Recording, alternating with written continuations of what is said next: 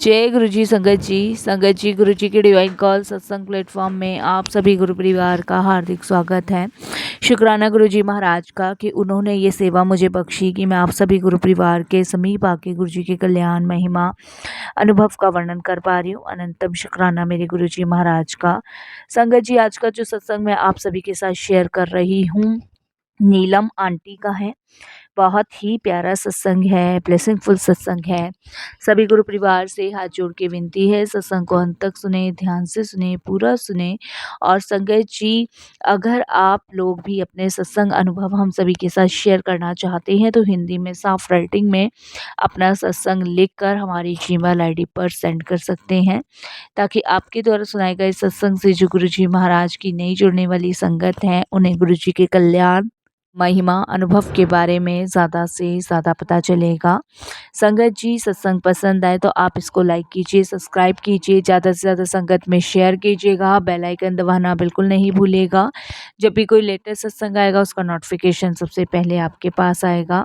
संगत जी, जैसे कि मैं हर सत्संग में आप सभी से रिक्वेस्ट करती हूँ कि सत्संग को अंत तक सुनिए, ध्यान से सुनिए, पूरा सुनिए, बीच में बिल्कुल भी सत्संग को ना छोड़िएगा। संगत जी, सत्संग जब हम सुनते हैं तो बहुत गुरु जी की ब्लेसिंग्स प्राप्त होती है। ना जाने कौन सी दृष्टि, कौन सी कृपा गुरु जी की हम पर हो जाए और संगत जी हम इस जन्म में भी तर जाएं और अगले जन्म में भी तर जाएं। सत्संग संगत जी उसी को मिलता है जिस पे गुरु कृपा होती है। हर कोई सत्संग नहीं सुन पाता है।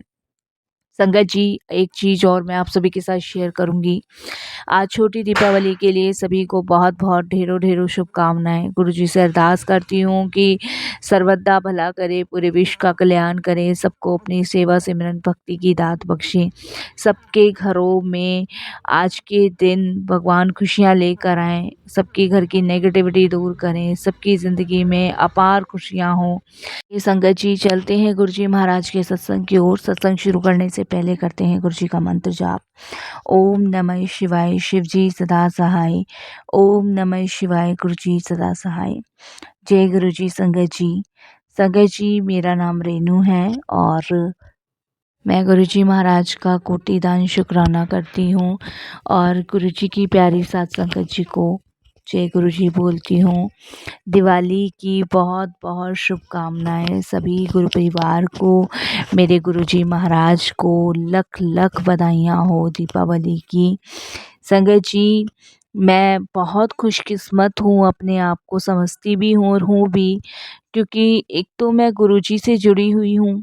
दूसरा, संगत जी, मेरे सर पे गुरु जी का हाथ है। तीसरा, मुझे ये मौका गुरु जी दे रहे हैं कि आज मैं छोटी दीपावली के दिन कुछ अपने अनुभव आप सभी के साथ शेयर कर रही हूँ। और संगत जी, सच मानिए कि गुरु जी के मेरे जीवन में आने के बाद मेरी छोटी छोटी खुशियाँ, मेरी छोटी छोटी ख्वाहिशें गुरु जी ने पूरी की है। तो इन सभी चीज़ों के लिए मैं गुरु जी का बारंबार नमस्कार करती हूँ, बारंबार कोटि दान शुक्राना करती हूँ। संगत जी, शुक्राना भी एक छोटा सा शब्द है। मन करता है, दिल करता है कि क्या क्या अपने गुरु के लिए करूं, क्या क्या। संगत जी, ऐसे से भाव मेरे अंदर आते हैं अपने गुरु के लिए कि मैं उनका सुंदर सुंदर चूल्हा बनाऊं, सुंदर सुंदर भोग लगाऊं, सुंदर सुंदर संगत जी उनके लिए अपने हाथों से बनी हुई शॉल बनाऊं। तो ऐसे ऐसे भाव मेरे गुरुजी के लिए मेरे मन में आते हैं और गुरुजी वो पूरे भी करवाते हैं। तो ये मौका गुरुजी ने इसी दीपावली पे मुझे दिया, क्योंकि संगत जी अब सर्दी आ रही है तो मेरे घर में गुरुजी की गद्दी विराजमान है। एक रूम मैंने अपना पूरा गुरुजी महाराज को दे रखा है। तो संगत जी, वहाँ पे गुरुजी का बेड पड़ा है, तो मेरे मन में काफ़ी टाइम से आ रहा था कि मैं गुरुजी को दीपावली पे क्या गिफ्ट दूँ। वैसे तो संगत जी, हम खैर क्या देंगे मालिक को, मालिक के पास सब कुछ है, वही हमारे अन्नदाता हैं, वही हमें बख्श रहे हैं, वही हमें सब कुछ दे रहे हैं, तो हम क्या देंगे। उन्हीं का तो सब कुछ दिया हुआ हमारे पास है। लेकिन फिर भी मन में एक इच्छा सी जागृत हुई और मैं यही सोच रही थी कि मैं गुरुजी क्या दूँ आपको दिवाली पे, तो एकदम से गुरुजी का मैसेज मेरे फ़ोन पे फ्लैश होता है कि कुड़िए ठंड बहुत आ रही सी, तू मेरे लिए एक शॉल दा इंतज़ाम कर। तो संगत जी एकदम से मन बहुत खुश हुआ और जैसे कि गुरुजी ही मेरे मन की बातें तो सुनते ही सुनते हैं और उन्होंने आज मुझे ये कहा कि मुझे शॉल बना, तो मैंने गुरुजी के लिए शॉल बनाई और संगत जी मुझे शॉल बनाते हुए बहुत खुशी मन में हो रही थी कि मेरे गुरुजी ने मुझे सजेस्ट करा है कि मैं उनके लिए शॉल बनाऊं। तो इस दीपावली बड़े खुशी मन में हो रही थी कि मालिक ने ये आदेश दिया और संगत जी मैंने गुरुजी के लिए शॉल बनाई और मैंने उनको गिफ्ट किया आज के दिन। और उसके बाद गुरुजी ने मुझे ये मौका दिया, सोनी आंटी का मेरे पास फ़ोन आया कि आंटी रात गुरुजी मुझे ड्रीम में आए थे और मैं चाहती हूँ कि आप अपने कुछ अनुभव अपने शेयर करें, कुछ सत्संग शेयर करें। तो मैं सोनिया आंटी को बता ही दी थी कि आंटी आज मुझे गुरुजी ने 2-2 ब्लेसिंग्स दी हैं। तो एकदम से आंटी कहती है कि तो फिर आंटी आपको शेयर करना चाहिए सभी के साथ। तो मुझे बड़ा अच्छा लगा कि गुरुजी ने 2-2 ब्लेसिंग्स मुझे दी। एक गुरुजी ने मुझसे शॉल बनवाई और दूसरा मुझे सत्संग के लिए फ़ोन आया।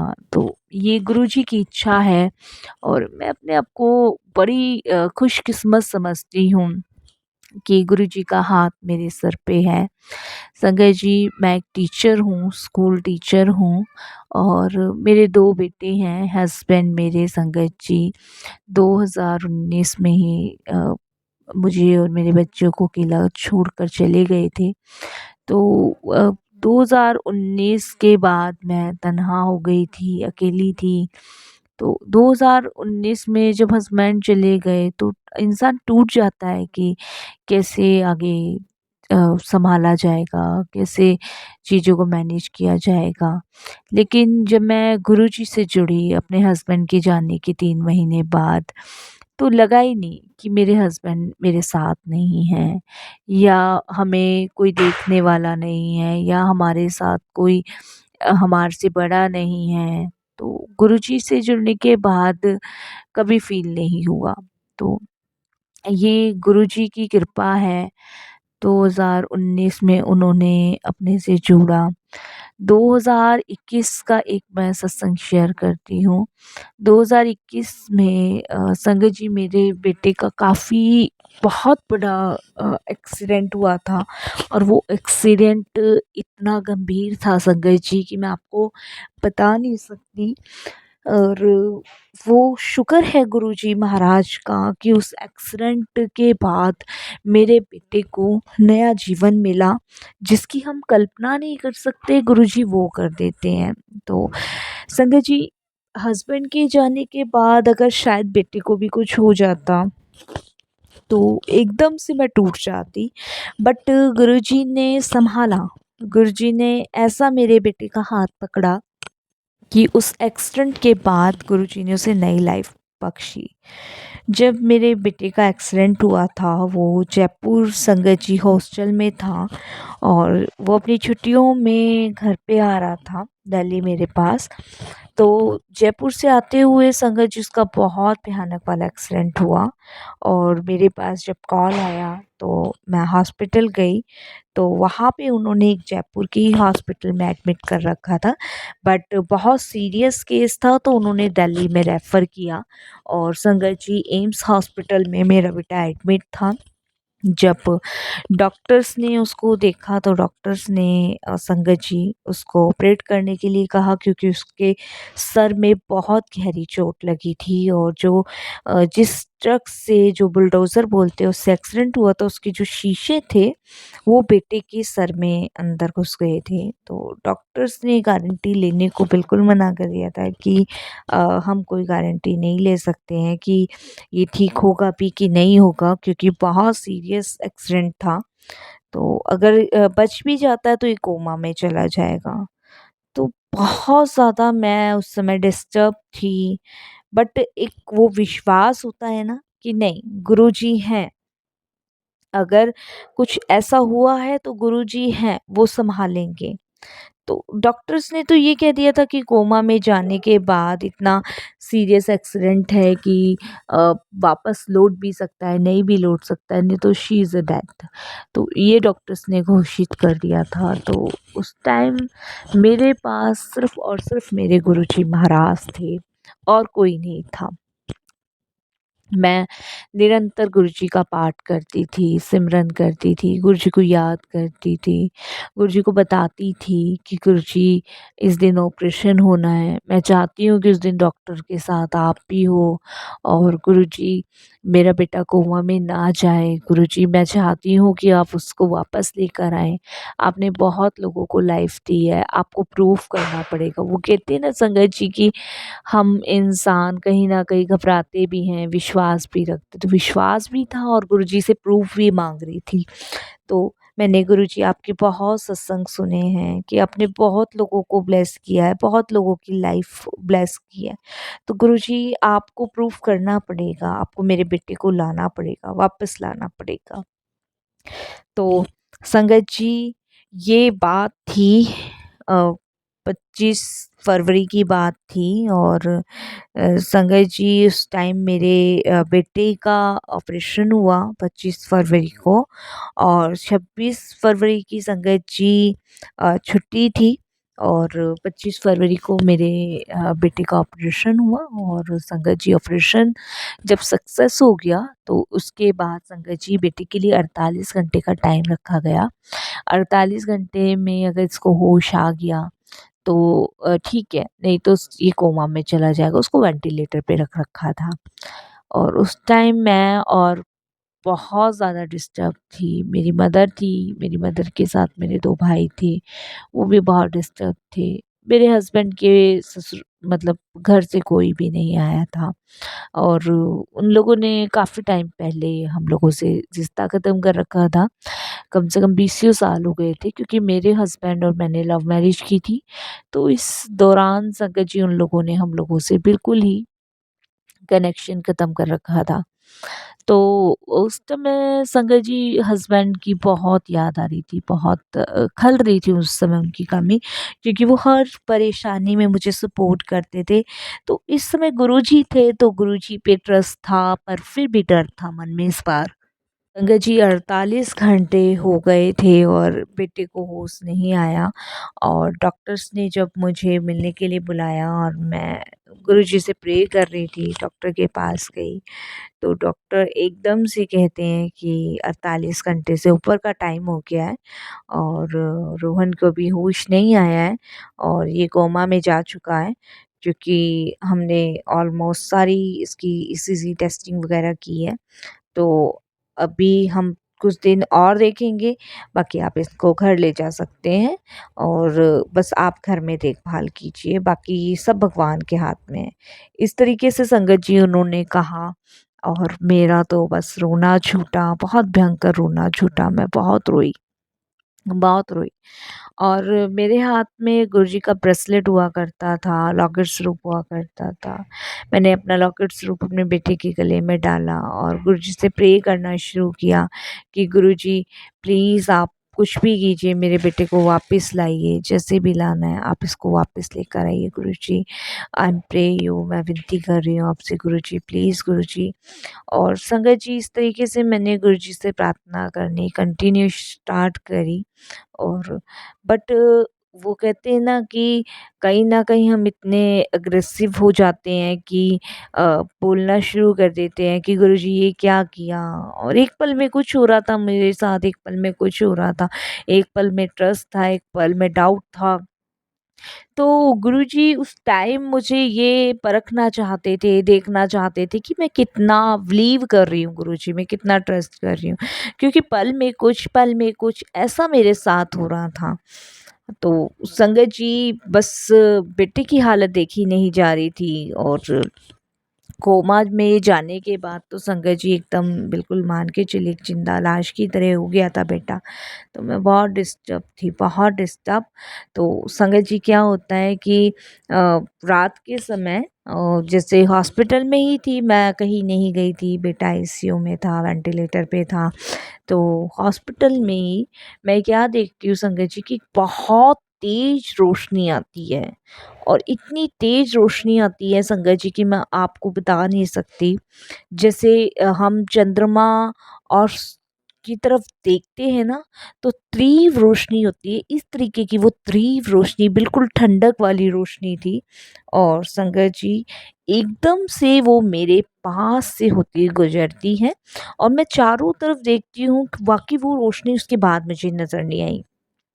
फिर संगत जी मैं प्रे करी जा रही थी गुरुजी से, इतने में एक बहुत ठंडी हवा का झोंका आता है, जैसे कोई मेरे पास से गुजर के निकला है।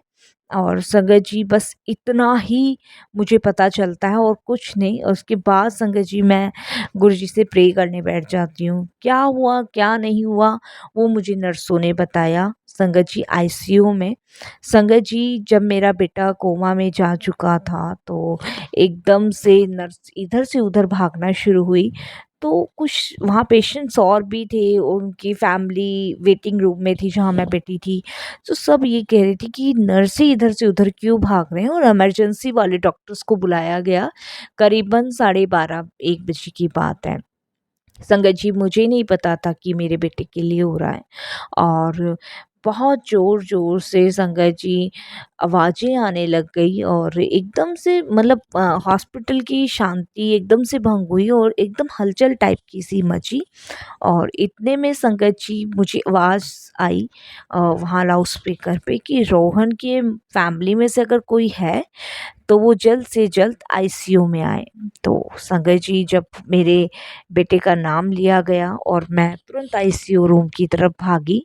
जब मैंने वहाँ जाके देखा, तो संगत जी मेरा बेटा धीरे-धीरे मूवमेंट्स करने लग रहा था, और डॉक्टर्स अपना ट्रीटमेंट कर रहे थे।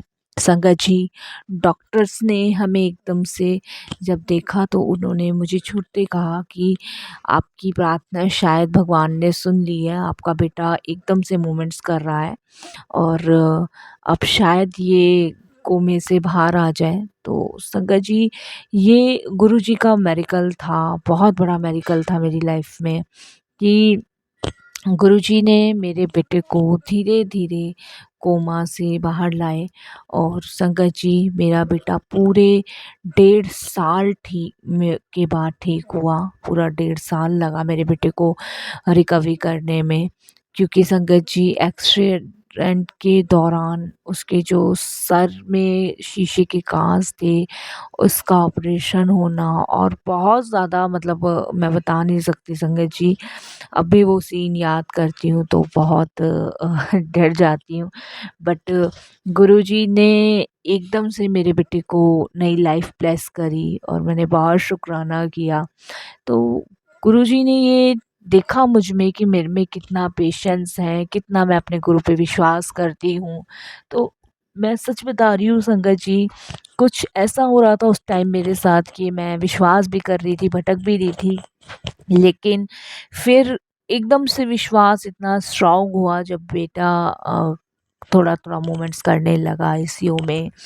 तो मैं बता नहीं सकती, मैं बहुत रोई उस दिन, बहुत। और मैंने जितना शुकराना मैं गुरुजी का कर सकती थी उस समय शुकराना किया।